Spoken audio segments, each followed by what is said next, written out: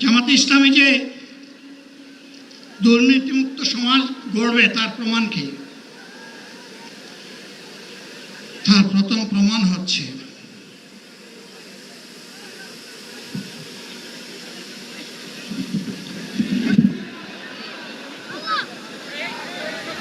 যদি তার নির্দিষ্ট কোনো কাজের জন্য বরাদ্দ পেয়ে থাকেন, কাজ শেষ হওয়ার সাথে সাথে বাংলাদেশের 18 কোটি মানুষের কাছে তারা তার প্রতিবেদন তুলে ধরতে বাধ্য হবে।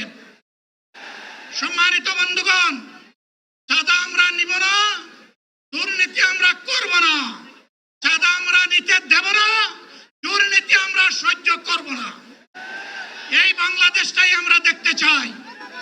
যুবকদেরকে আমরা স্পষ্ট ভাষায় বলতে চাই, বন্ধুগণ, তোমাদের সাথে আমরা আছি। আমি আজকে জামাতের আমির হিসাবে এখানে কথা বলতে আসিনি। আমি এসেছি বাংলাদেশের 18 কোটি মানুষের একজন হয়ে কথা বলতে। আমি শিশুদের বন্ধু, আমি যুবকদের ভাই, আমি বয়স্কদের সহযোদ্ধা, আমার বোনদের আমি ভাই।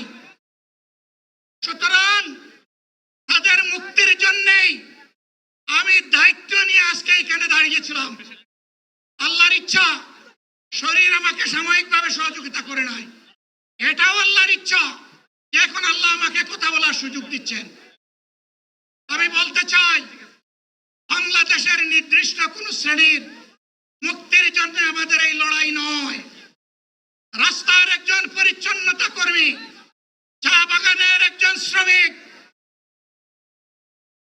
রক্ত পানি করা ঘাম জড়ানো আমার একজন রিক্সা চালক ভাই মাঠে ময়দানে বাংলাদেশের মানুষের মুখে যারা এক মুঠো ভাত তুলে দিতে চায়, আমার সেই কৃষক বন্ধুটি, আমি তাদের হয়ে আজকে এখানে কথা বলতে এসেছি।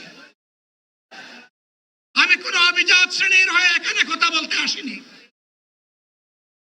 আল্লাহ তাআলার অশেষ মেহেরবানি, আজীবন সকল রক্ত চক্ষুকে উপেক্ষা করেছি, জেল জুলুমের পরোয়া করি নাই।